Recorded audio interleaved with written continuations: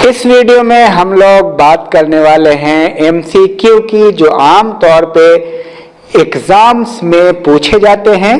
Social theory जो बहुत ही महत्वपूर्ण पेपर है सोशोलॉजी का, सोशल थ्योरी से रिलेटेड जो एमसीक्यू है उस पे हम बात करेंगे कि आखिर उसमें किस किस तरह के प्रश्न आते हैं, और सोशल थ्योरी पे हम फोकस करेंगे।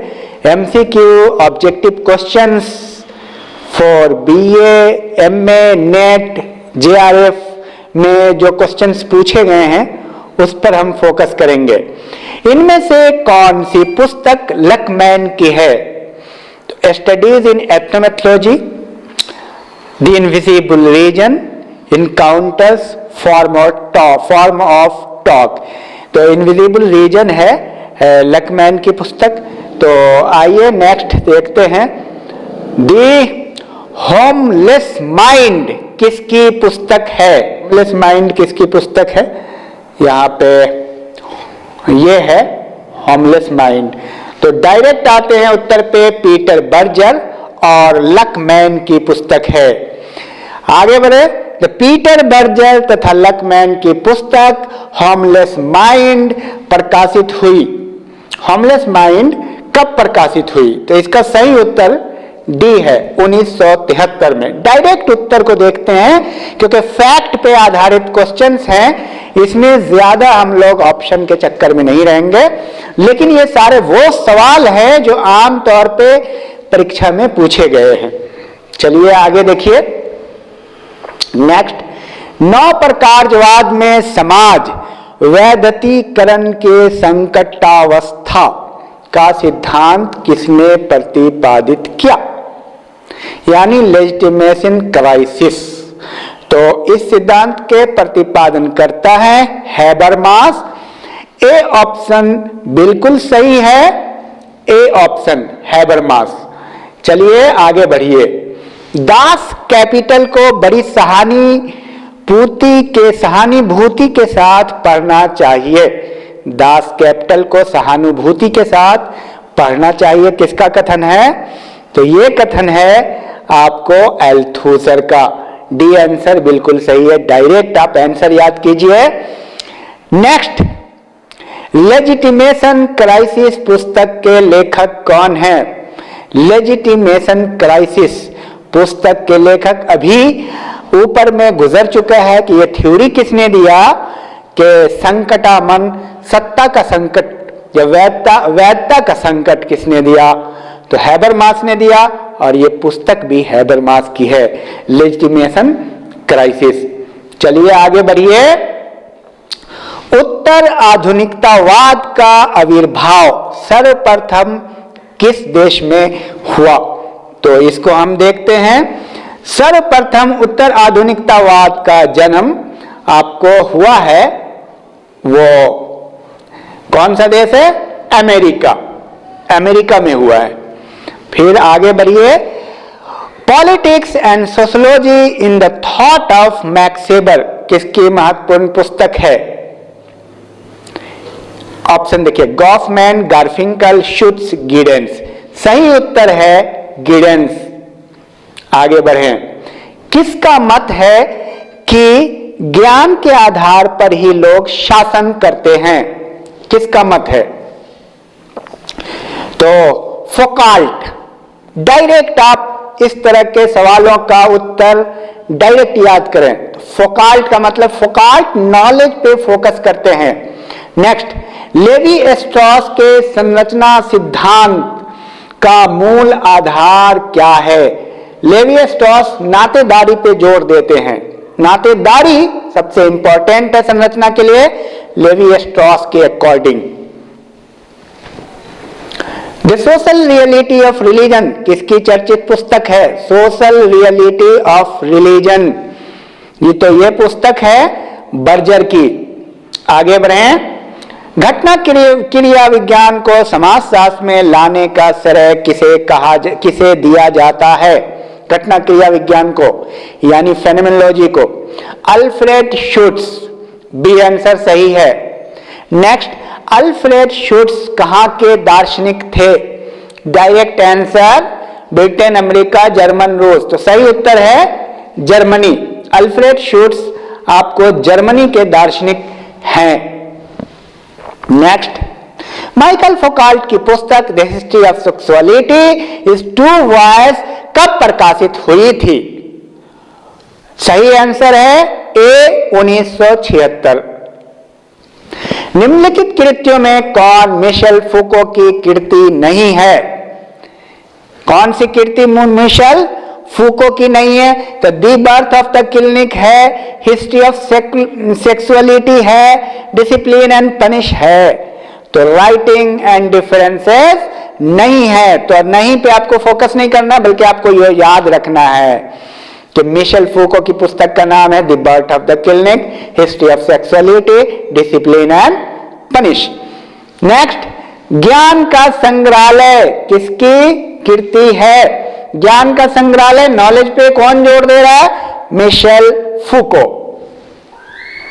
आगे आइए, पागलपन और सभ्यता, अनुशासन और दंड नामक कृतियों की रचना किसके द्वारा की गई? अभी अभी बताया गया है, मिशेल फूको। जानते हैं इस तरह के प्रश्न हिंदी में भी आ जाते हैं, इंग्लिश में भी आ जाते हैं। डिसिप्लिन एंड पनिश, पागलपन एंड सभ्यता, तो यह भी मिशेल फूको का है। फ्रांसीसी विचारक लुइस एल्थुसर की पुस्तक रीडिंग कैपिटल कब प्रकाशित हुई? Reading capital 1970। आगे आइए, किसने कहा जनता पर शासन करने का मूल मंत्र ज्ञान की शक्ति है?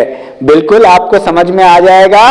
ज्ञान की शक्ति किसने कहा? तो फूको ज्ञान से जुड़ी हुई बात करते हैं, कहते हैं नॉलेज ही पावर है, नॉलेज इज पावर, नॉलेज में ही शक्ति होती है, फूको कहते हैं। Next, the structure of the life world पुस्तक को लकमैन ने किसके साथ लिखा? अल्फ्रेड शुट्ज।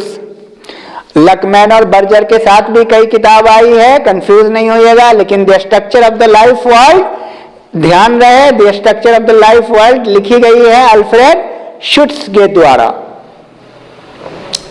आगे आइए, संरचनावादी सिद्धांत का जनक कौन है? संरचनावादी सिद्धांत के जनक कौन है? तो सोसोरे है। संरचनावादी वो लैंग्वेज को महत्वपूर्ण मानते हैं। आगे आइए, इनमें से कौन सी कृति इरविंग गॉफमैन की नहीं है? ए स्टिग्मा है, कॉन्ट्रीब्यूशन टू एथनोमेथोलॉजी नहीं है, और फ्रेम एनालिसिस है, बिहेवियर इन पब्लिक है, पब्लिक प्लेस है। तो ध्यान आपको रहे, गॉफमैन की किताब है stigma, frame analysis, behaviour in public place. जो है उसको याद करना है, जो नहीं है उसको क्यों याद करेंगे। Next, profile and critics in social theory पुस्तक के लेखक हैं Giddens. Profile and critics in social theory, Giddens. Jacques Derrida विचारक माने जाते हैं किस तरह के? Post modernism. जैक दरीदा जो है, दरीदा पोस्ट मॉडर्निज्म है, दरिद्र हो गए हैं, पोस्ट मॉडर्निज्म। आगे आइए, पार्क और बर्गेस के अनुसार सामाजिक अंतःक्रिया की आवश्यक दशा क्या है? तो पार्क और बर्गस मांगते हैं ए संपर्क को और दूसरा मांगते हैं संचार को। संपर्क और संचार, यानी डी आंसर है, ए और बी। पार्क और बर्गस के अनुसार पहले संपर्क होगा, फिर संचार होगा, तब इंटरेक्शन होगा। आगे आइए, लेमार्क ने उत्तर संरचनावाद की जन्म तिथि कब घोषित की है? उत्तर संरचनावाद, पोस्ट स्ट्रक्चरलिज्म, 15 जुलाई 1972। नेक्स्ट, गार्फिंकल की पुस्तक स्टडीज इन एथनोमेथोलॉजी कब प्रकाशित हुई? 1967 में। डायरेक्ट आंसर पे आइए, बी। गार्फिंकल की बहुत मशहूर पुस्तक है स्टडीज इन एथनोमेथोलॉजी, ये 1967 में प्रकाशित हुई। इनकाउंटर्स इरविंग गॉफमैन की पुस्तक है, यह कब प्रकाशित हुई? 1961 में। 1961 में प्रकाशित हुई इनकाउंटर्स। आगे आइए, निम्न कथनों पर विचार कीजिए और निम्न कथनों पर विचार करके इसका आंसर सभी सही है, तो हम उसके हिसाब से आप देखेंगे। चूंकि ये प्रश्न आए हुए हैं तो इसको आप प्रैक्टिस करें बार बार, ताकि आपको बात समझ में आ जाए। तो पहला पॉइंट है घटना शास्त्र। पर घटना शास्त्र यानी फेनोमेनोलॉजी सामाजिक घटनाओं के अध्ययन का एक विशिष्ट पद्धति शास्त्र है। बिल्कुल सही है। दूसरा पॉइंट, ये घटनाओं का अध्ययन कर्ता की क्रियाओं और दृष्टिकोण के संदर्भ में करता है। क्रिया और दृष्टिकोण। और तीसरा पॉइंट है सामाजिक जीवन के अध्ययन में व्याख्यात्मक दृष्टिकोण अपनाता है, यानी इंटरप्रिटेटिव अंडरस्टैंडिंग जो मैक्स वेबर का हो गया। और चौथा पॉइंट है ये व्यक्तिनिष्ठतावाद पर जोर देता है, सब्जेक्टिव पर जोर देता है। तो बिल्कुल सही है, क्रियाओं के अध्ययन पर जोर देता है। तो परघटना शास्त्र यानी फेनोमेनोलॉजी के लिए चारों सही है, उपयुक्त कथन है। इसको आप बार बार सुने, बार बार रिवाइज कीजिए। क्वेश्चन आए हुए हैं और किसी न किसी तरह से उलट पुलट के फिर आएंगे, तो इसको आप पूछने वाले की मिजाज को समझिए। निम्नलिखित कथनों पर विचार कीजिए। इसको भी आप समझ लीजिए कि इसका आंसर सभी उत्तर सही हैं। तो देखिए, घटना क्रिया विज्ञान विज्ञानवाद का विरोधी है, पहला पॉइंट सही है। पर घटना शास्त्र अनुभववाद का विरोधी है, क्योंकि ये सब सब्जेक्टिव मीनिंग पर जोर देता है, एम्पेरिकल पे जोर देता नहीं, अनुभववाद पे जोर नहीं देता, बल्कि व्यक्तिनिष्ठता पे जोर देता है, जो अनुभववाद के विपरीत है। आगे आइए, घटना क्रिया विज्ञान में मानव के आंतरिक एवं चेतना जगत को समझने पर बल देता है, नहीं सब्जेक्टिव मीनिंग पर बल देता है।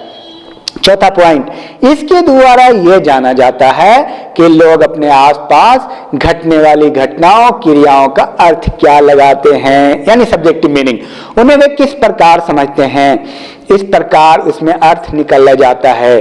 तो ये पूर्णतः सब्जेक्टिव पर फोकस है, एम्पेरिकल पे नहीं, साइंटिफिक पे नहीं। तो ये घटना क्रिया विज्ञान, तो इसके लिए ऑप्शन डी ही सही है, टोटल उत्तर सही है। इसको आप फोकस कीजिएगा, ये बहुत बेहतरीन क्वेश्चंस हैं, आए हुए प्रश्न हैं, इन्हीं में से पूछेंगे उलट पुलट के। कॉन्सेप्ट को आपको क्लियर रखिए। हसरेल की पुस्तक ideas introduction to pure phenomenology अंग्रेजी भाषा में प्रकाशित हुई 1969 में। Introduction pure phenomenology, ideas introduction to pure phenomenology 1969, B answer सही है। अमेरिका में घटना क्रिया विज्ञान को प्रोत्साहन दिया जॉर्ज संतियाना ने। संतियाना अमेरिका के हैं, जो फेनोमेनोलॉजी के हैं, और अमेरिका में इन्होंने घटना क्रिया विज्ञान को बहुत आगे बढ़ाया। आगे आइए, घटना क्रिया विज्ञान वस्तुओं में रुचि नहीं रखता, अपितु उनके अर्थों में रखता है। अर्थों का निर्माण मस्तिष्क करता है। तो ये कथन किसका है? ये है अल्फ्रेड शुट्ज का।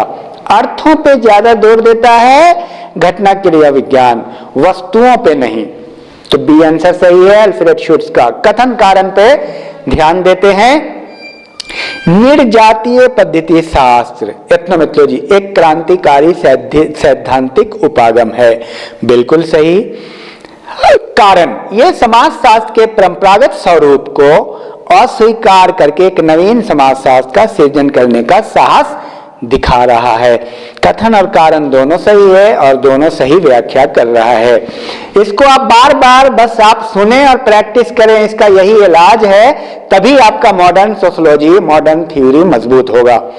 कथन एक, निर्जातीय पद्धति शास्त्र ने समाजशास्त्र में दर्शन के महत्व को अस्वीकार किया, ऐसी बात नहीं है। दूसरा कथन, समाजशास्त्र में भाषा के महत्व को निर्जातीय पद्धति शास्त्र ने अस्वीकार किया, दोनों बात गलत है। दर्शन को अस्वीकार तो कोई नहीं करता है, और भाषा को कैसे अस्वीकार करेगा? पोस्ट मॉडर्निज्म, पोस्ट स्ट्रक्चरलिज्म, कोई भी भाषा के बिना तो समाज का अस्तित्व ही नहीं है। तो दोनों कथन गलत है। कथन, फिर कथन कारण को देख लेते हैं। परघटना शास्त्र प्रतिदिन की दैनिक घटनाओं के वैयक्तिक कार्य तथा विषय परकता को महत्व एवं वरीयता देता है। कथन दो, लोक विधि विज्ञान अंतर क्रिया एवं प्रतीकात्मक व्याख्या को महत्व देता है। दोनों कथन बिल्कुल सही है, इसमें कोई दिक्कत नहीं, यानी सब्जेक्टिव और ऑब्जेक्टिव मीनिंग दोनों को देता है। और इंटरेक्शन और सोशल एक्शन पर ध्यान देता है। स्टडीज इन एथनोमेथोलॉजी के लेखक कौन है? बहुत आसान उत्तर है, Garfinkel. Studies in ethnomethodology, Garfinkel. Ethnomethodology, father of ethnomethodology Garfinkel हैं। घटना क्रिया विज्ञान के वास्तविक प्रवर्तक यानी फेनोमेनोलॉजी के वास्तविक प्रवर्तक कौन है? अल्फ्रेड शुट्ज फेनोमेनोलॉजी के वास्तविक प्रवर्तक हैं। आगे आइए, इनमें से कौन सी पुस्तक लकमैन एंड शुट्ज की है? ये पहले भी गुजर चुकी है और इसका डी आंसर है structure of the life world. Life world से याद रखिए, structure of the life world D answer है, जो लकमैन के साथ शुट्ज की है। अल्थुजर से संबंधित निम्न में से कौन सा उनका विचार नहीं है? तो जो है उस पर फोकस करेंगे। तो डी नहीं है तो है वाले को देख लेते हैं। उनका सबसे बड़ा योगदान वैचारिकीय राज उपकरण की अवधारणा है, सही है। उनका सबसे विवादास्पद विचार सैद्धांतिक मानवतावाद व्यक्ति और समाज के विरोध में है। सी, उनका मानना था कि विचारधारा को एक मिथ्या धारणा की अपेक्षा एक वास्तविक संबंध का व्यवहार माना जाना चाहिए। डी, उनका मानना था कि समाज निर्माण हेतु राजनीतिक व्यवस्था आवश्यक नहीं है, जो कि बिल्कुल गलत है। ऐसा नहीं है, वो राजनीतिक व्यवस्था को भी मानते हैं, आर्थिक को भी, सामाजिक को भी। आगे आइए, कथन और कारण। कथन, हैबरमास द्वारा मार्क्सवाद का खंडन किया गया, बिल्कुल सही है। दूसरा कथन, उन्होंने आधुनिक समाज की आलोचना नहीं की, ऐसा नहीं है। तो कथन एक सही है, यानी आधुनिक समाज की भी आलोचना की है उन्होंने, मार्क्सवाद का खंडन किया हैबरमास ने। नेक्स्ट, कथन एक, हैबरमास का मानना है कि आज का पूंजीवाद पूरी तरह से विरोधाभास से पड़ा है, इसमें निहित ज्ञान भ्रष्ट ज्ञान है। ये बात बिल्कुल सही है, विरोधाभास पर बहुत फोकस करते हैं हैबरमास। कथन दो, हैबरमास ने अभिव्यक्तिशीलता और भाषा को अपने विश्लेषण का केंद्रीय आधार माना है, बिल्कुल सही। भाषा पे सब जोर देते हैं, अभिव्यक्ति पे। और हैबरमास ने कॉन्ट्रडिक्शन की बात की है। संरचनावाद का उदय माना जाता है फ्रांस में भी, फ्रांस के वैज्ञानिक संरचनावाद के उदय के लिए जिम्मेदार हैं। आगे आइए, परंपरागत संरचनावाद का जन्म कहाँ हुआ? ब्रिटेन। परंपरागत संरचनावाद ब्रिटेन में हुआ, लेकिन आधुनिक संरचनावाद फ्रांस में हुआ। रॉस ने संरचना के कितने प्रकार बताए हैं? स्ट्रॉस ने संरचना के 3 प्रकार बताए हैं, आगे मिल जाएगा आपको।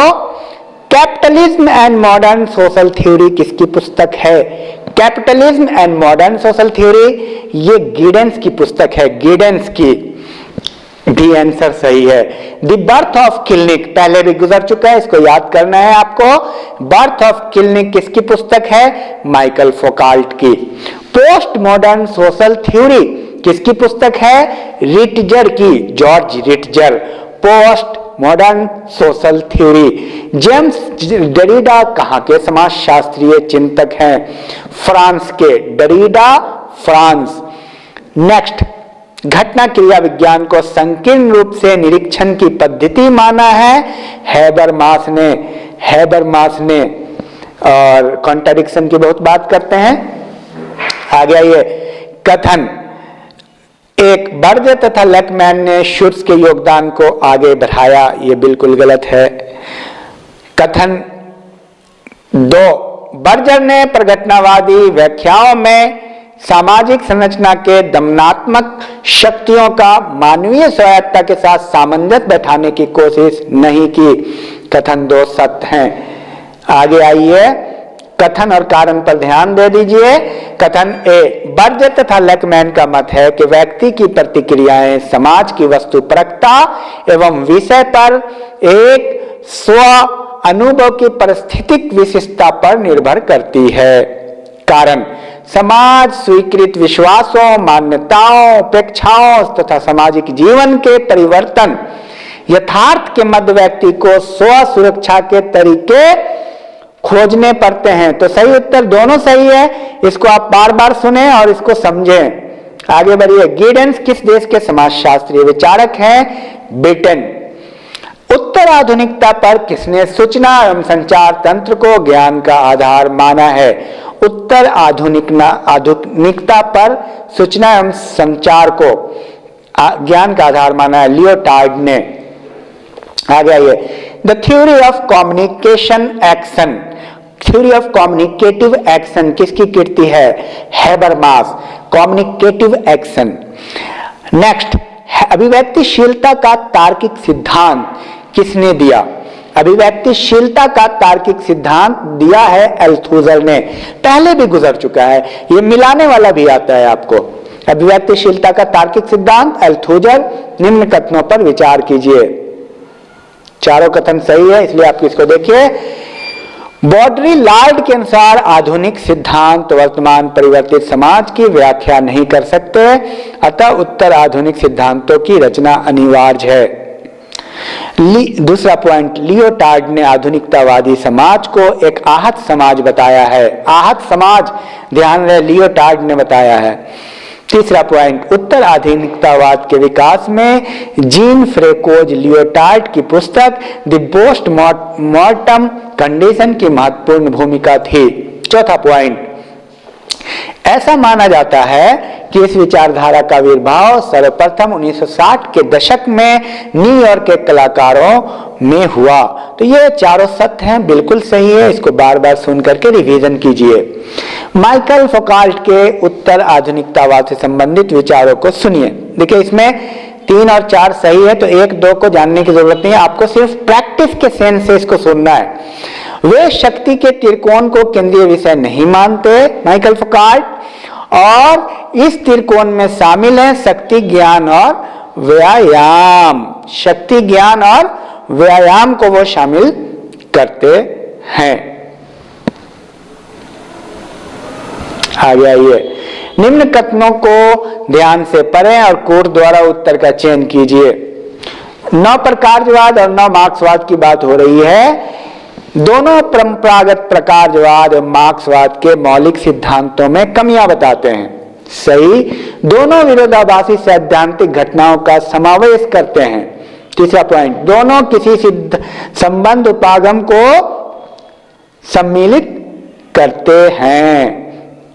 तो सही है, बी सही है, सभी सत्य हैं। आगे आइए, कथन 1, पुनः उत्पादन की अवधारणा को मार्क्स ने रखा और कहा कि इस प्रक्रिया द्वारा सामाजिक संरचना अपनी निरंतरता बनाए रखती है। कथन 2, अल्थुजर कहते हैं कि सामाजिक संरचना में पुनः उत्पादन में अति संरचना का बहुत बड़ा योगदान होता है, ये कारगर प्रक्रिया है। दोनों सत्य है।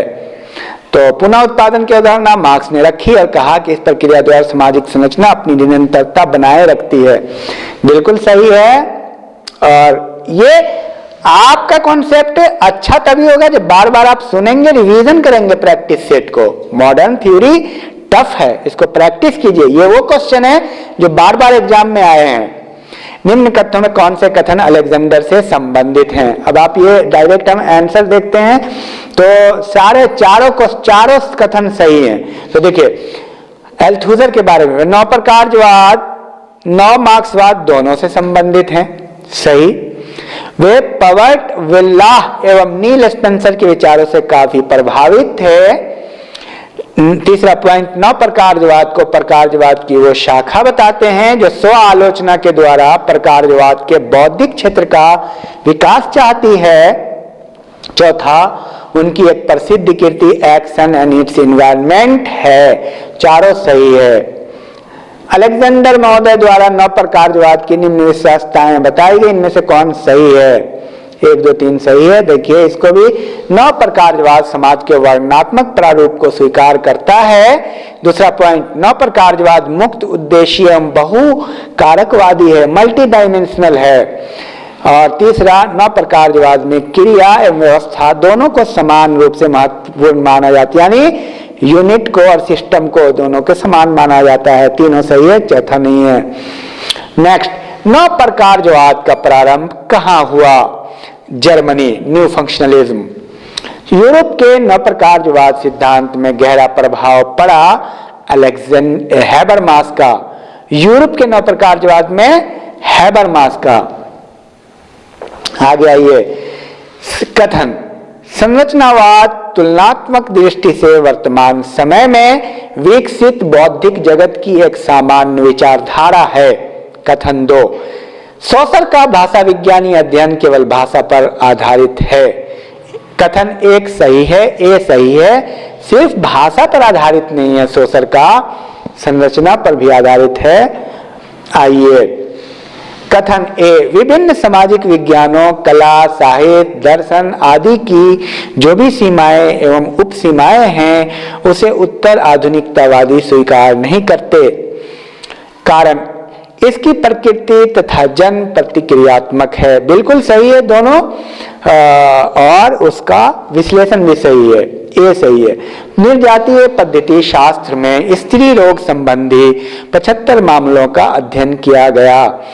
किसने किया? इमर्सन ने। निर्जातीय पद्धति शास्त्र यानी एथनोमेथोलॉजी में विचलन की प्रक्रिया का अध्ययन किया। किसने? पीटर मैक ने किया। निम्न कथनों पर विचार कीजिए।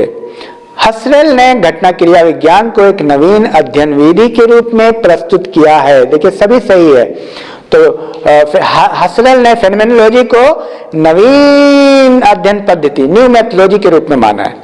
उनकी प्रमुख पुस्तकें idea, introduction to pure phenomenology तथा phenomenology and crisis of western philosophy. तीसरा पॉइंट, फेनोमेनोलॉजी में अध्ययनकर्ता को अवलोकन, वर्णन तथा वर्गीकरण का सहारा लेना होता है। चौथा पॉइंट, घटना क्रिया विज्ञान दर्शन विहीन विज्ञान नहीं है। बिल्कुल, मैंने आपको पहले कहा था फिलॉसफी तो हर जगह है, दर्शन के बिना काम नहीं चलेगा। सभी सही हैं। चौथा, नेक्स्ट, घटना शास्त्र में हसरेल का योगदान नहीं है। तो बी नहीं है, तो बाकी को देख लीजिए। मनुष्य अपनी इंद्रियों एवं चेतना से जगत का अनुभव तथा ज्ञान प्राप्त करता है। सही। सी वाला पॉइंट देखिए, जीवन जगत में जो कुछ है वो पूर्वाग्रह है, उसे जैसा का तैसा स्वीकार नहीं करना चाहिए। आपको प्रैक्टिकली अनुभव करना होगा, इंद्रियों से, चेतना से, अनुभव के ज्ञान से। जैसा है प्रिजुडिस पे स्वीकार नहीं करना होगा। डी देखिए, इंद्रियों तथा चेतना से बाहर हमारा कोई सीधा संपर्क विश्व की वास्तविकता से नहीं है। तो असल चीज है इंद्रियां, अनुभव। आप खुद से अपना अनुभव लें, चेतना जगत से, और प्रिजुडिस पे ना चलें। बी आंसर गलत है। फेनोमेनोलॉजी शब्द का प्रयोग सर्वप्रथम किसने किया? एडमंड हसरेल ने। आगे आइए, निम्न कथनों पर विचार कीजिए। सभी सही हैं, उसको देख लीजिए। ए, पहला पॉइंट, अल्फ्रेड शुट ने प्रघटना शास्त्र में लोगों के दैनिक जीवन के परिस्थितियों को अधिक महत्व दिया है, यानी डे टू डे लाइफ पर जोर देते हैं अल्फ्रेड शुट। दूसरा पॉइंट, सामाजिक संबंधों की व्याख्या प्रघटना शास्त्र पद्धति से करते हैं, फेनोमेनोलॉजी से करते हैं, डे टू डे उसका क्या मीनिंग निकालते हैं। तीसरा पॉइंट, उन्होंने बताया संबंध जितने वैयक्तिक होंगे उतने ही विचित्र इसकी विशेषताएं होंगी तथा संबंध जितने अवैयक्तिक होंगे उतने ही वर्गीकृत होंगे। चौथा पॉइंट, उन्होंने मानवीय क्रियाओं के वैज्ञानिक अध्ययन को महत्व प्रदान किया। तो ये चारों सही है। आगे आइए, कॉम्ट के अनुसार समाजशास्त्र की प्रमुख शाखाएं हैं। 2 शाखा बताते हैं Comte, social static, social dynamic, सामाजिक स्थिति की और सामाजिक गतिशीलता। डी डायरेक्ट आंसर पे आइए। भूमिका संकुल की अवधारणा किसने दी? लिंटन ने दी। भूमिका संकुल। निम्न कथनों पर विचार कीजिए, इसको भी आप देख लीजिए, सभी सही हैं, तो इसको आप एक नजर देखिए क्या है इसके अंदर। पहला पॉइंट, नवप्रकारवाद एक आंदोलन का सूचक है जो पार्सन्स के बाद संबंधित तत्वों के केंद्र बिंदु से अलग है। मतलब फंक्शन के जो पार्सन का फंक्शन है उससे डिफरेंट है। दूसरा पॉइंट, ये प्रकारवादी मॉडल के भीतर निर्माणकारी प्रक्रियाओं के रूप में शक्ति विरोध और सामाजिक संघर्ष वाले तत्वों की शुरुआत करके सामाजिक सामंजस्य तथा एकता को बनाए रखता है। तीसरा पॉइंट, नव प्रकारवादी समाजशास्त्र में पार्सन्स की पूर्व उपस्थिति को सामूहिक सामाजिक क्षेत्र में सामाजिक योगदान मिलता है। चौथा पॉइंट, इसका मानना है कि वृहत एवं सूक्ष्म स्तरों के एकीकरण में विश्लेषण व्यवस्था शुरू होनी चाहिए। यानी 9 प्रकारवाद माइक्रो और मैक्रो लेवल को इंटीग्रेशन और सिंथेटिक अप्रोच को देखता है, दोनों को मानता है। चारों विकल्प सही हैं, तो बिल्कुल सही है। निम्नलिखित पुस्तकों पर विचार कीजिए। कार्ल मार्क्स, रीडिंग कैपिटल, फिक्स्ड डेसिल, नियो फंक्शनलिज्म अल्थुजर की पुस्तक नहीं है। तो अल्थुजर की पुस्तक आपको इसमें से 3 और 4 फिक्स्ड डेसिल और नियो फंक्शनलिज्म नहीं है। कार्ल मार्क्स और रीडिंग कैपिटलिज्म अल्थुजर की पुस्तक है, लेकिन नियो फंक्शनलिज्म तो आपको हो गया उसकी आ गया। ये श्रम और उत्पादन के कायम एक यामी अवधारणा प्रस्तुत की थी हैबरमास ने। लेबर एंड प्रोडक्शन का 1 डायमेंशनल कॉन्सेप्ट हैबरमास का है। J.L. मोरेनो ने समाज का विश्लेषण किस उपागम से किया? सावयवी उपागम। बस इसको रटना है, याद करना है। निम्नलिखित समाजशास्त्री पर विचार कीजिए। पियरे वानरेवर्ग, किंग्सले डेविस, मेल्विन ट्यूमिन और गहर लांस्की। तो इन उपरोक्त में से किन समाजशास्त्रियों ने सामाजिक स्तरीकरण किया तथा मार्क्सवादी और प्रकृतिवादी सिद्धांतों के मध्य समाधान का प्रयास किया? तो पियरे वानरेवर्ग ने किया और गहाल लॉन्स्की ने किया, क्योंकि किंग्सले डेविस, मेल्विन ट्यूमिन तो आप फंक्शनलिज्म है, तो अलग नाम कौन है? वांडरवर्ग और लॉन्स्की, इन दोनों ने सिंथेटिक अप्रोच किया। आगे आइए, कथनों पर विचार करने की बात है, तो इसका आंसर तीनों सही है। आप देखिए, इस सिद्धांत में समाज की तुलना एक रंगमंच से की है। इथनोमेथोलॉजी, सामाजिक जीवन के रंगमंच के कर्तागण अपनी छवि प्रस्तुत करते हैं, यानी फ्रंट होता है और बैक होता है। दर्शक गण के सामने अपनी अपनी क्रियाएं करते हैं तथा दूसरे कर्तागण के लिए स्वयं दर्शक बन जाते हैं। 1, 2, 3 तीनों सही है। इसके लिए क्या कह रहे हैं कि ड्रामेटर्जी की बात हो रही है। तो निम्न कथनों पर ध्यान दीजिए, हैबरमास से संबंधित हैं। हैबरमास से संबंधित उपरोक्त कथन में कौन से कथन असत्य हैं? चारों सत्य हैं, इसको आप देख लीजिए एक नजर। हैबरमास ने वेबर से बुद्धि संगत का सिद्धांत ग्रहण किया, बिल्कुल सही है। दूसरा पॉइंट, हैबरमास का मानना है कि मनुष्य की समझ अंतर्व्यक्तिनिष्ठ होता है। इंटर सब्जेक्टिव की भी बात करते हैं, अल्फ्रेड शुट्स भी बात करते हैं। हैबरमास का आलोचनात्मक सिद्धांत वस्तुतः एक अभिव्यक्ति क्रिया का सिद्धांत है, क्रिटिकल थ्योरी देते हैं। उनका तर्क है कि हम भाषा को प्रयोग में लाकर सार्वभौमिक नियमों को बना सकते हैं। तो ये चारों सही है, चारों सही है और कोई गलत नहीं है। यहां देख लीजिए कथन, 9 प्रकारवाद समाजशास्त्र में एक नवीन उपागम है जिसका उद्देश्य है कि ऐसी अमूर्त और धारणात्मक योजना बनाई जाए जिसमें प्रचलित प्रकारवाद का विकल्प रखा जा सके। सही बात है।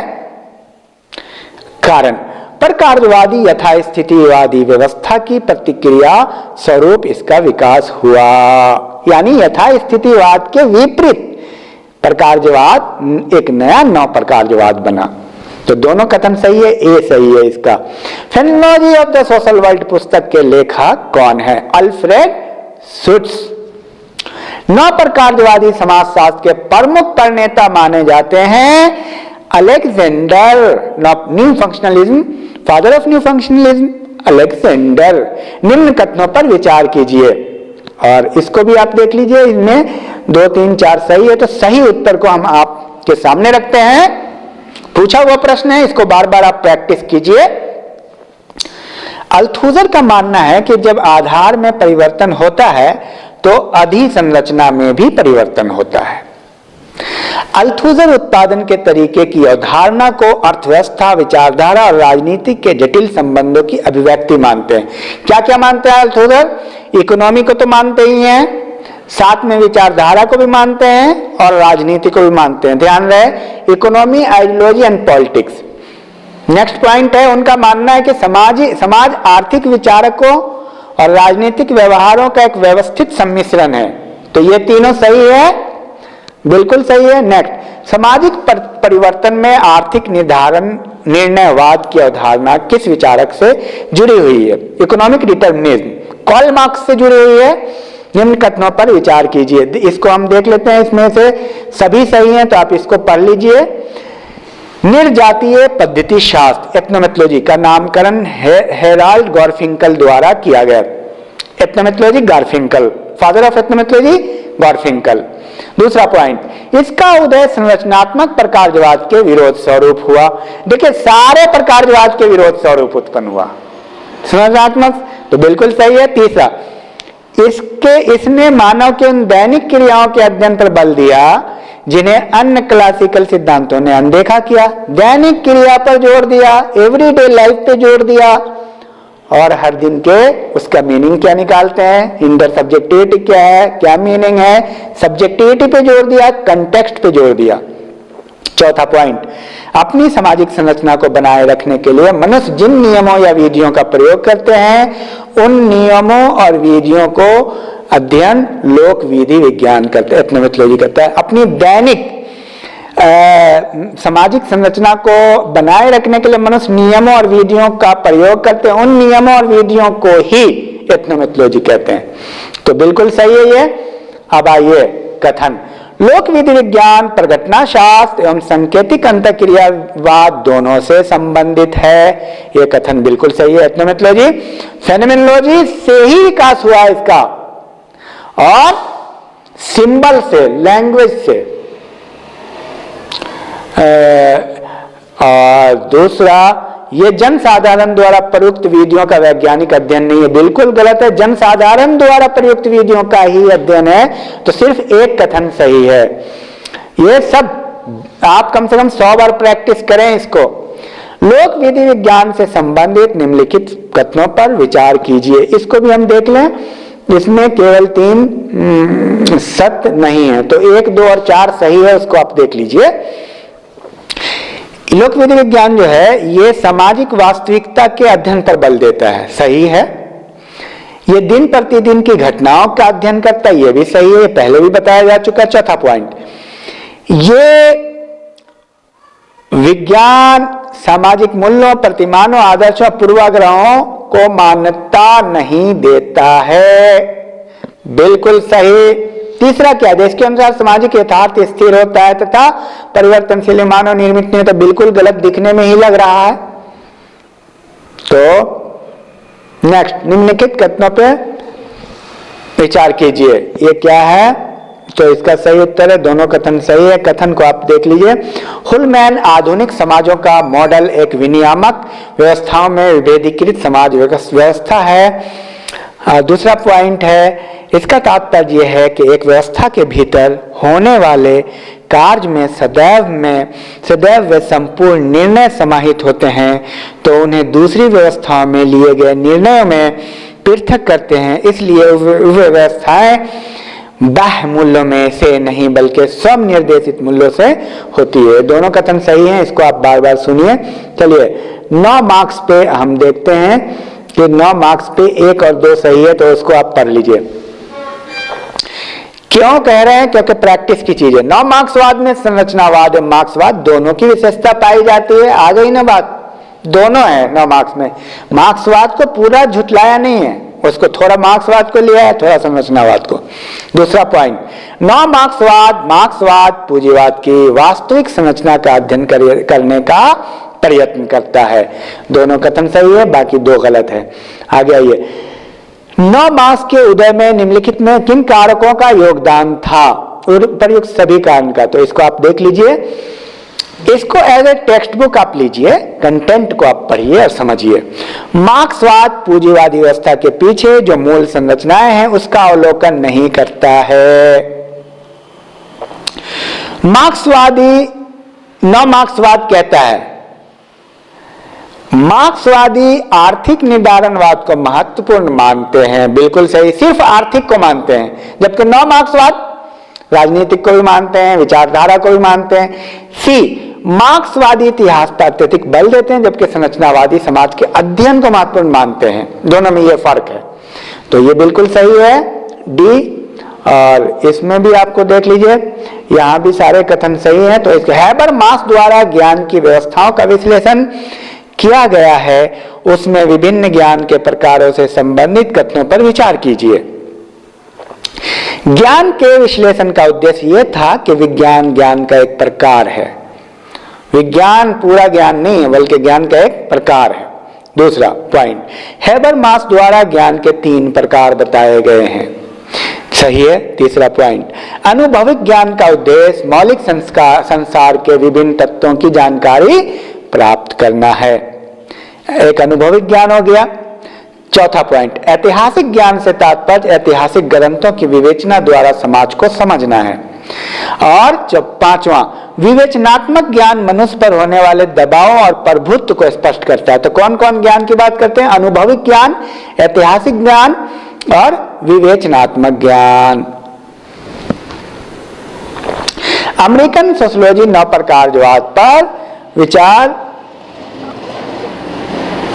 सॉरी अब ये गलत है, ये इसको आगे आइए। नवप्रकारवाद का एक विकसित सिद्धांत न होकर एक प्रवृत्ति है। ये कितने कहा? एक प्रवृत्ति है। इसको एक मेथोलॉजी, एक प्रवृत्ति के रूप में लिया। ये कहते हैं अलेक्जेंडर ने। नवप्रकारवाद की प्रवृत्तियां क्या है? नवप्रकारवाद की पहले भी बताया गया, बहुआयामी है, मल्टी डायमेंशनल है, मल्टी अप्रोच लेके चलते, वामपंथी झुकाव है, संघर्ष के प्रति अभिस्थापन है, सभी सही है। तो ध्यान रहे, नियो फंक्शनलिज्म पुस्तक कब प्रकाशित हुई? 1985 में। नियो फंक्शनलिज्म पुस्तक 1985 में प्रकाशित हुई। और ये भी सभी आंसर सही है, इसको भी आप देख लीजिए। संरचनाकरण कालिक आयामों को अपने विश्लेषण के केंद्र में रखने की कोशिश करता है।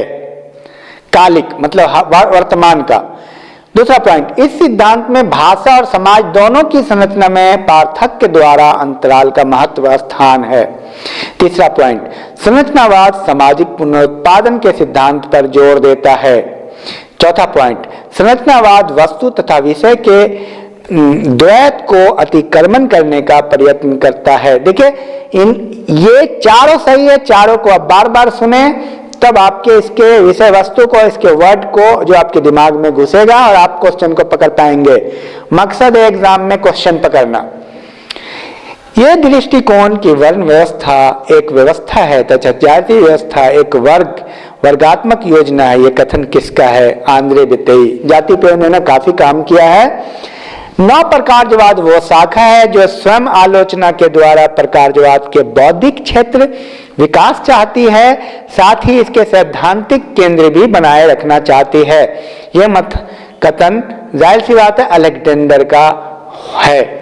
नवप्रकारवाद की क्रिया और व्यवस्था दोनों को समान रूप में महत्व प्रदान करता है। किसका मत है? क्रिया और व्यवस्था दोनों को, यानी यूनिट को भी और सिस्टम को भी। अलेक्जेंडर, जेफरी अलेक्जेंडर कहाँ के समाजशास्त्री थे? अमेरिका। रिचर्ड मंच कहाँ का समाजशास्त्री था? B, Germany. आ गया ये। निम्नलिखित विशेषताओं पर विचार कीजिए और इनमें जाति व्यवस्था की विशेषता को छांटिए। तो जाति व्यवस्था की विशेषता, नागरिक एवं धार्मिक निर्योग्यता और विशेषाधिकार। और दूसरा पॉइंट, व्यवस्थाओं का बेरोक विभाजन, समाज का खंडात्मक विभाजन। तो व्यवस्थाओं का, तो इसका एक्चुअली सही उत्तर होगा आपको 1 और 3। ए आंसर सही है। कई बार आंसर गलत भी रहते हैं, तो क्या है कि इसका सही उत्तर 1 और 3 था। आगे आइए, निम्नलिखित में से कौन सा एक सिद्धांत इस दृष्टिकोण का समर्थन करता है कि असमानता न केवल विशेष क्षेत्रीय होता है बल्कि जरूरी होता है? प्रकारवादी मानते हैं कि असमानता के आधार पर स्तरीकरण हुआ है और वो आवश्यक है। प्रकारवादी परंपरा का एक नया समाजशास्त्रीय पुनर्निर्माण है। किसने कहा? हाल्वोर फासले ने कहा। आ गया ये कथन और कारण पर है। कथन, अल्थुजर ने मार्क्सवाद के आर्थिक निर्धारणवाद को अस्वीकार किया और कहा कि समाज की संरचना के 3 स्तर होते हैं, आर्थिक, राजनीतिक, वैचारिक। इसको आप रट जाइए। और वे मार्क्सवाद के प्रबल आलोचक थे। दोनों कथन सही है। तो किस बात पे वो जोर देते हैं? वो कहते हैं 3 कारक है, आर्थिक, राजनीतिक और वैचारिक। एल्थूजर, ए से एल्थूजर, ए से आर्थिक, राजनीतिक और वैचारिक। और कथन 9 प्रकारवाद एक ढंग विशिष्ट एवं अनुभविक घटनाओं के अध्ययन में सहायक है। बात सही है। कथन 2 संरचनात्मक प्रकारवाद को पुनर्जीवित करने का प्रयत्न ही 9 प्रकारवाद है। दोनों कथन सही है, बी सही है। इनमें से कौन प्रबल जाति के लक्षण नहीं है? प्रबल जाति के लक्षण नहीं है कौन से? वैदिक परिस्थिति नहीं है, आर्थिक परिस्थिति और संख्या बल भी होता है, अनुष्ठात्मक शक्ति भी होती है। यानी ऊंची जाति होता है, पॉपुलेशन ज्यादा होता है, संख्या बल होता है और इकोनॉमिक पावर होता है, लेकिन वैदिक शक्ति नहीं होती। The elementary structure of kinship पुस्तक के लेखक कौन है? Levi Strauss. भाषा और विचार को संरचना का मूल आधार मानते हैं। यूरोपीय संरचनावादी भाषा पर ज्यादा जोर देते हैं, भाषा और विचार और संरचना। अलेक्जेंडर प्रकारवाद की व्याख्या नए सिरे से इन बिंदुओं पे करते हैं। ये 2 बिंदु सही है। संपूर्ण समाज का वितरण एक खुले एवं बहुलवादी रूप में होना चाहिए। दूसरा पॉइंट, सामाजिक परिवर्तन के लिए विभेद होना आवश्यक है। ठीक है, पर बहुलवादी की बात करते हैं ये, तो सी आंसर सही है। तीसरा पॉइंट गलत है, व्यक्तित्व, संस्कृति और समाज को उनके पृथक रूप में नहीं पहचानना चाहिए, ये गलत है। आगे आइए, समाज में आधुनिकीकरण के बारे में निम्न संयोजन में कौन सही है? विसरण, उसके बाद प्रसंस्कृतिकरण। देखिए मॉडर्नाइजेशन तब आएगा जब पहले डिफ्यूजन होगा कल्चर का, उसके बाद जब डिफ्यूजन होगा कोई नई चीज आएगी, नया कल्चर आएगा, नया फैशन आएगा। जब आपके यहाँ आएगा तो लोग उसको अपनाएंगे। It is called acculturation. तो जब एकल्चरेशन होगा तो मॉडर्नाइजेशन होगा। आगे आइए, निम्न कथनों पर विचार कीजिए। इनमें भी हम देख लेते हैं, सभी कथन सही हैं, तो इसको आप समझ सुनिए। उत्तर आधुनिकता शब्द का प्रयोग लेस्ली फील्डर तथा ढाइव हस्तान ने 1960 में किया। दूसरा पॉइंट, उत्तर आधुनिकता उपागम अथवा सिद्धांत के रूप में अध्ययन का विशिष्ट परिप्रेक्ष्य प्रस्तुत करती है। तीसरा पॉइंट, यह वैकल्पिक समाज व्यवस्था के स्वरूप की रूपावली प्रस्तुत करती है। अल्टरनेटिव समाज का देता उत्तर आधुनिकता। इस व्यवस्था के आदर्श प्रारूप के अमूर्त निर्माण का प्रयास किया गया, अमूर्त निर्माण का प्रयास किया गया है। उत्तर आधुनिकता पूंजीवादी देशों की जीवन पद्धति से जुड़ी है। इसका एकमात्र उद्देश्य आधुनिकता के जो तथ्य एवं सिद्धांत हैं उन्हें ध्वस्त करना है। तो ये सभी सही है। इसको जब आप बार बार सुनेंगे तो आपको समझ में आने लगेगा।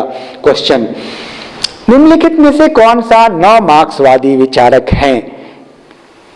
2 और 3। कार्ल मार्क्स तो है ही नहीं, हैबरमास और अल्थूजर। हैबरमास और अल्थूजर, अल्थूजर 3 चीज को मानते हैं, इकोनॉमिक्स, आइडियोलॉजी, पॉलिटिकल।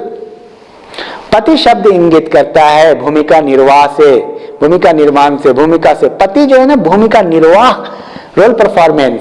बी, किसका मानना है कि घटना क्रिया विवाद कोई सैद्धांतिक उपागम नहीं अपितु संकीर्ण रूप से निरीक्षण पद्धति मात्र है। फेनोमेनोलॉजी को कौन ऐसा कहते हैं? हैबरमास। हैबरमास साहब ऐसा कहते हैं। निर्जातीय पद्धति शास्त्र को सामाजिक पर घटना विज्ञान का सबसे महत्वपूर्ण संस्करण माना है रेंडल कॉलिंस ने इथनोमेथोलॉजी को। वेबर की वस्टेहन पद्धति के आधार पर मादक द्रव्य व्यसन का प्रयोग किया ए बेकर ने। सोशल कंस्ट्रक्शन ऑफ रियलिटी पुस्तक के लेखक कौन हैं? Berger and लकमैन। इसको तो रट जाइए, आता है इस तरह के बुक एंड ऑथर को तो रट जाइए। निर्जातीय पद्धति शास्त्र को बांटा गया है ए 2 भागों में।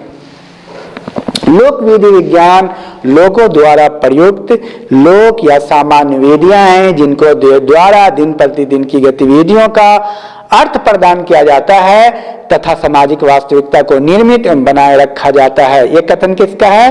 फ्रांसिस अब्राहम का है। निम्नलिखित कथनों पर विचार कीजिए। निम्नलिखित अवलोकन पद्धति, परलेखीय पद्धति, अनुभविकता पद्धति और प्रयोगात्मक पद्धति उपरोक्त में से कौन सी लोक विधि विज्ञान द्वारा अपनाई गई है? सभी ऑब्जर्वेशन भी करते हैं, परलेखीय भी है, एम्पेरिकल भी है और प्रैक्टिकल भी है, सब चीज को लेके चलते हैं ये। आगे आइए, निम्न कथनों पर विचार कीजिए। 1, 2, 3 सही है। सी, तो 1, 2, 3 देख लेते हैं। घटना क्रिया विज्ञान के प्रवर्तक एडमंड हसरल हैं। फेनोमेनोलॉजी हसरल हैं, फादर ऑफ फेनोमेनोलॉजी। इसके वास्तविक प्रवर्तक अल्फ्रेड शुट्ज माने जाते हैं। अभी से अल्फ्रेड शुट्ज ने शुरू किया, लेकिन फादर ऑफ फेनोमेनोलॉजी हसरल, शुरुआत अल्फ्रेड शुट्ज। यह विशुद्ध रूप से दार्शनिक दृष्टिकोण अपनाता है। बिल्कुल सही है, तीनों सही है। कथन, परघटना शास्त्र कोई विचारधारा ना होकर अध्ययन की एक पद्धति है, यह भी सही है। और दूसरा कथन, घटना शास्त्र समाज की एक पूर्व मान्यताओं के विरुद्ध वैषयिकता है। अभी आपको पूर्व में जो मान्यता है उसके खिलाफ है, पूर्व की मान्यता पे मत चलिए। जैसे किसी ने कह दिया वो जाति खराब है, वो धर्म खराब है, इस मान्यता को लेकर चल रहे हैं, इसको फेनोमेनोलॉजी नहीं मानता। चिंतन एवं आलोचनात्मक मूल्यांकन को महत्व देता है तथा स्वीकार करता है, दोनों कथन सत्य है। आगे आइए, कुलीन की कब्रगाह के रूप में इतिहास को किसने परिभाषित किया? पैरेटो। समाजशास्त्र में आदर्शवादी संप्रदाय के जनक कौन हैं? डिल थे। सी है इसका आंसर, डिल थे। सामाजिक उद्विकास के सिद्धांत का प्रतिपादन किसने किया? सामाजिक उद्विकास के सिद्धांत का प्रतिपादन हर्बर्ट स्पेंसर ने किया, जो डार्विन से प्रभावित थे। डार्विन की बायोलॉजी को सोशियोलॉजी में रख दिया लाके। फॉर मार्क्स किसकी पुस्तक है? अल्थुसर। न्यू मार्क्सिस्ट है अल्थुसर। जब आधार से परिवर्तित होता है तब अधिसंरचना में भी परिवर्तन होता है, किसका कथन है? ये तो मार्क्स का कथन है। लुईस अल्थुसर की निम्न पुस्तकों को काल कर्मानुसार समझाइए, सजाइए। तो सबसे पहले देखिए बी का आंसर सही है, 2, 4, 1। इसको देख लिए, philosophy and spontaneous philosophy of the scientist and other essays, इसको आप याद कर लीजिए। चौथा, Lenin and philosophy and other essays. पहला, रीडिंग कैपिटल। तीसरा, 4 मार्क्स। अब ये तो आपको याद करना पड़ेगा ना कर्म, क्योंकि क्वेश्चन तो आपको सॉल्व करना है, तो इसके लिए आपको मेहनत करना पड़ेगा। इस तरह के क्वेश्चन आए हैं, मेरा काम आपको ये बताना है कि कैसे क्वेश्चन प्रस्तुत हो रहे हैं। ये क्वेश्चन आते हैं, सामाजिक अंतःक्रिया का एक प्रकार जिसमें 2 या 2 से अधिक साथ मिलकर समान लक्ष्य की प्राप्ति के लिए कार्य करते हैं, सहयोग कहते हैं, यही तो मैकाइवर पेज कहते हैं। और आगे ये पोर्टलैच की संस्था का प्रच्छन्न प्रकार क्या है? पोर्टलैच का प्रच्छन्न कार्य सतत आर्थिक क्रियाकलाप से जुड़ा हुआ है। पोर्टलैच कुछ गिफ्ट देते हैं, कुछ लेते हैं, ये पोर्टलैच है। मॉडर्नाइजेशन ऑफ इंडियन ट्रेडिशन पुस्तक के लेखक, बहुत मशहूर पुस्तक है, योगेंद्र सिंह की। उत्तर आधुनिकता से संबंधित निम्न कथन में कौन सा सत्य नहीं है? ए सत्य नहीं है। उत्तर आधुनिकता वैज्ञानिक ज्ञान के समर्थक है, यह गलत है, क्योंकि उत्तर आधुनिकता सब्जेक्टिव मीनिंग पर जोर देते। बी देखिए, उत्तर आधुनिकता में वाणिज्य ज्ञान की प्रधानता होती है, बिल्कुल सही। उत्तर आधुनिकता वृत्तांत ज्ञान की विरोधी है, यह भी सही। वृत्तांत हो गया, जैसे बहुत सारे धार्मिक ग्रंथों में वृत्तांत लिखा हुआ है, जब तक इंपेरिकल नहीं होगा बोल रहे हैं, धार्मिक क्रिया कहानियां सुन रहे हैं। डी, उत्तर आधुनिकता कला को अस्वीकार करती है, यह है उत्तर आधुनिकता की बात है। गिडेंस द्वारा किसका उल्लेख नहीं किया गया?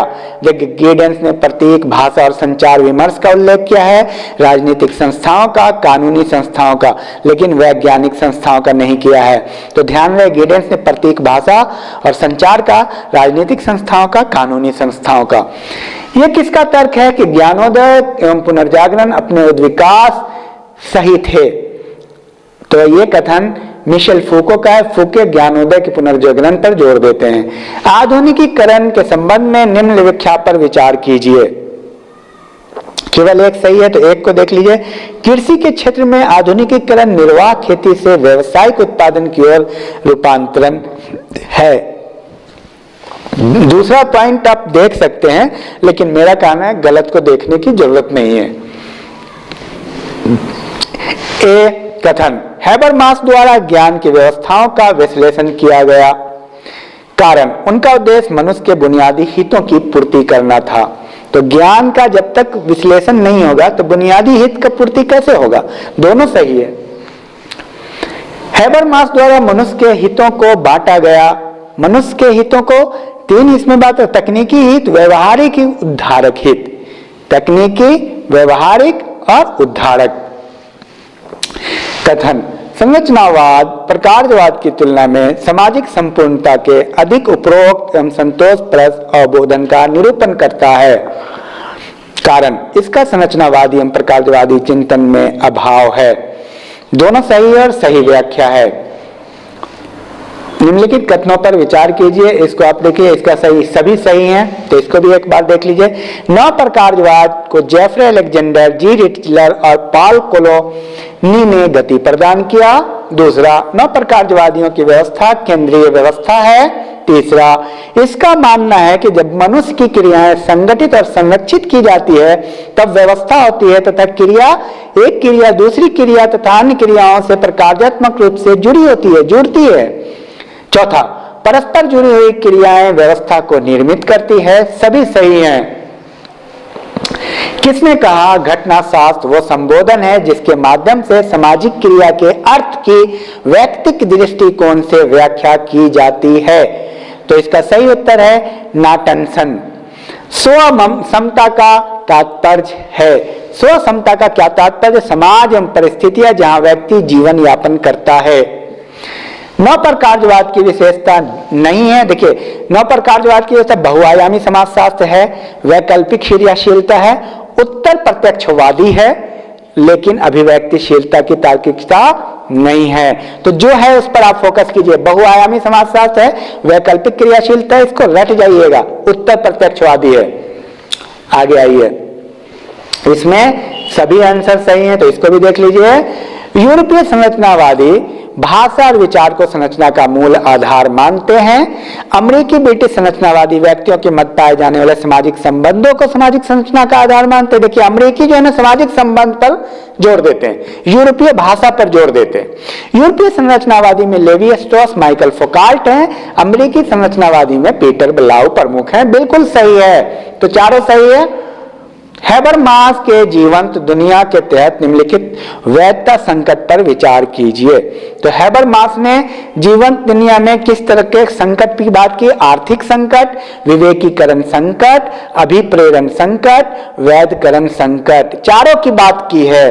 तो वैधता संकट में डी सही है, 1 2 3 4। आर्थिक संकट, विवेकीकरण संकट, अभिप्रेरण संकट, वैधकरण संकट, चारों का रट जाइए, आता है खूब ये प्रश्न। हैबरमास द्वारा सिद्धांत नहीं दिया गया, तो सी नहीं दिया गया। बाकी देखिए जो दिया गया उसको याद कीजिए।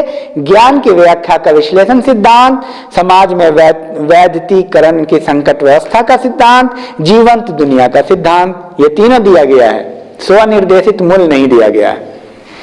आगे आइए, सी स्थिति परक निर्जातीय एथनोमेथोलॉजी द्वारा स्थिति की विभिन्न प्रमुख आधारों में कौन सही नहीं है? तो सही नहीं सी है। तो ए देख लेते, ए भी देख लेते हैं। क्या है? अंतःक्रिया करने वाले किन्हीं 2 व्यक्तियों के व्यक्ति एक समान नहीं हो सकते, सही है। स्थिति संदर्भ में वस्तुओं में भिन्नता होती है, ये भी सही है। डी समय एवं स्थान में परिवर्तन आ जाने से स्थिति में भिन्नता आ जाती है, भी सही है। निम्न कथनों को ध्यान पूर्वक देखिए। इसमें आप देखिए सी यानी 4 और 5 सही है, 4 5 सही नहीं है, 1 2 3 सही है। तो सही को फोकस कीजिए आप। भाषा संबंधी निर्जातीय पद्धतिशास्त्र भाषा के सामाजिक पक्ष को महत्व देता है। दूसरा पॉइंट, भाषाई प्रकटीकरण प्रतीकों के माध्यम से संप्रेषण का कार्य करती है, यह भी सही है। भाषा का संबंध व्यक्तियों की सामाजिक परिस्थिति से भी है। तो ये तीनों सही है, गलत को नहीं देखना है। आगे आइए, ये सभी सही है। गार्फिंकल द्वारा लोक विधि विज्ञान की व्याख्या हेतु कुछ अवधारणाओं का उल्लेख किया गया। निम्नलिखित अवधारणाओं कौन के द्वारा दिया गया है? तो उनके द्वारा सभी अवधारणा है, तो इसको आप पहले भी गुजर चुका है। प्रलेखन विधि, संदर्भी था यानी व्यवहारिक समाजशास्त्र, तर्क और टीकात्मक व्यवहार, चिंतनशीलता एवं कर्मिक समायोजन, तार्किक विवरण, तो सबने दिया है, इसको रट जाइएगा। कथनों पर विचार कीजिए। विचार करने वाले कथन हैं 2 और 4 गलत हैं, तो एक देखिए, उत्तर आधुनिकतावादी भाषा को ऐसा माध्यम मानते हैं जो विचारों को व्यक्ति देता है, ये तो बिल्कुल सही है। तीसरा, विभिन्न ज्ञान शाखाओं में प्रचलित सिद्धांतों को अस्वीकार करता है, अस्वीकार भी करता है बहुत सारी चीजों को। आगे आइए, जेम्स डरीडा की निम्न पुस्तकों का कालानुक्रम बताइए। तो सबसे पहले तीसरा स्पीच एंड फेनोमेना, उसके बाद चौथा है ऑफ ग्रामेटोलॉजी, पहला है, उसके बाद राइटिंग एंड डिफरेंसेस, उसके बाद दूसरा स्पेक्ट्रल्स ऑफ मार्क्स। इसको आपको याद करना पड़ेगा। समायोजन की विधि हो सकती है बाध्यता भी, रूपांतरण भी, समझौता भी, डी सभी होंगे। 7 विधि का उल्लेख समायोजन की गिलिन एंड गिलिन ने की है। आधुनिकता एक अधूरी परियोजना है, किसका कथन है? हैबरमास का। न्यू फंक्शनलिज्म पुस्तक किसकी है? अलेक्जेंडर। अल्फ्रेड शुट्ज के अनुसार परघटना शास्त्र के प्रमुख तत्व कौन कौन है? जीव जगत, स्वाभाविक अभिवृत्ति, अंतर्वैयक्तिकता। ठीक है, 1 2 3, तो आप इसको ध्यान में रखिए। जीव जगत है, स्वाभाविक अभिवृत्ति है और अंतर्वैयक्तिकता है, इंटर सब्जेक्टिविटी है, व्यक्तिकता नहीं है चौथा। तो ये तीनों हैं, इसको रट जाइएगा, आसान है। Presentation of self in everyday life किसकी कृति है? गॉफमैन की। इसी में वो फ्रंट और बैक की बात करते हैं। आगे आ जाइए, लोक विधि विज्ञान सांप्रदायिक है तथा इसमें बेवजह की बातें भरी पड़ी है। इस उपागम में पुरानी बातों को ही दोहराया गया है तथा उन्हें आधुनिक कर दिया गया। किसका कथन है? रोसी डेस्का। किसका मत है कि घटना क्रिया विज्ञान स्वयं में एक उलझा हुआ शब्द है? फेनोमेनोलॉजी, ये गलत लिखा गया, घटना क्रिया विज्ञान एक उलझा हुआ है। किसने कहा? इविंग जेटलिन ने कहा है। शुद्ध समाजशास्त्र की अवधारणा किसने दी? कांट ने। निम्नलिखित कथनों पर विचार कीजिए। इसमें भी आप देखिए सभी सही हैं, तो इसको आप देख लीजिए। आधुनिक समाज के मूल्य भावनात्मक तटस्थता, विशिष्टता, अर्जित एवं सर्वव्यापकता का तथा सामूहिकता है।